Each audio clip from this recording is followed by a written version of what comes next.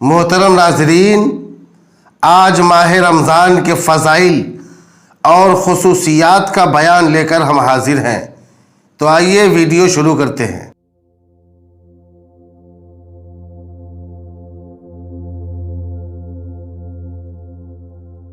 دوستو، رمضان المبارک کے مہینے کو دوسرے مہینوں پر چند اعتبار سے فضیلت حاصل ہے۔ اسی مبارک مہینے میں قرآن مقدس کا نزول ہوا۔ اسی مہینے میں شب قدر ہے، جس میں عبادت و شب بیداری 1000 مہینوں سے بہتر ہے۔ ہر مہینے میں عبادت کے لیے وقت مقرر ہے، مگر دوستو، رمضان المبارک میں روزہ دار کا لمحہ لمحہ عبادت میں شمار ہوتا ہے۔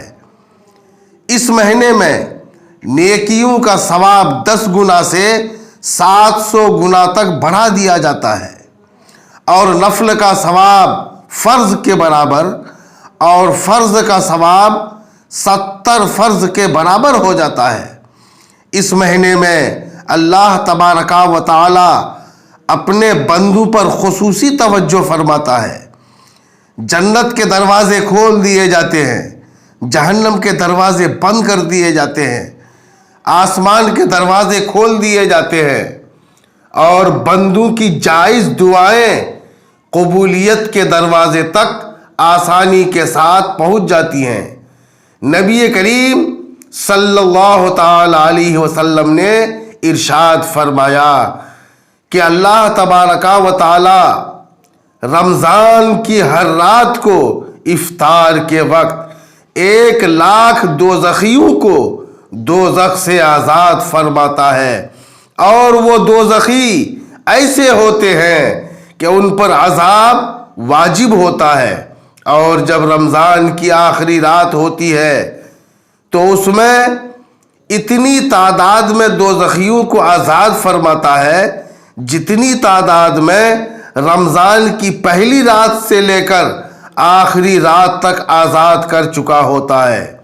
حضور تاجدار مدینہ صلی اللہ تعالی علیہ وسلم نے ارشاد فرمایا، رمضان ایسا مہینہ ہے جس کا پہلا 10 دن رحمت ہے، اور درمیان کے 10 دن میں بخشش ہے، اور اس کے آخری 10 دن جہنم سے آزادی کے ہیں۔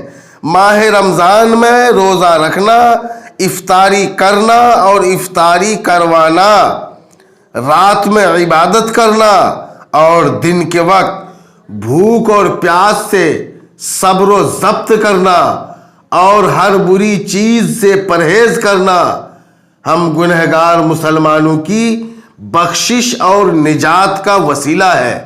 لہٰذا میرے دینی بھائیوں، رمضان کی قدر کریں اور اس مقدس مہینے کا احترام کریں۔ اللہ تبارک و تعالی ہم تمام مومنین کو رمضان کی بہاروں سے مالا مال فرمائے۔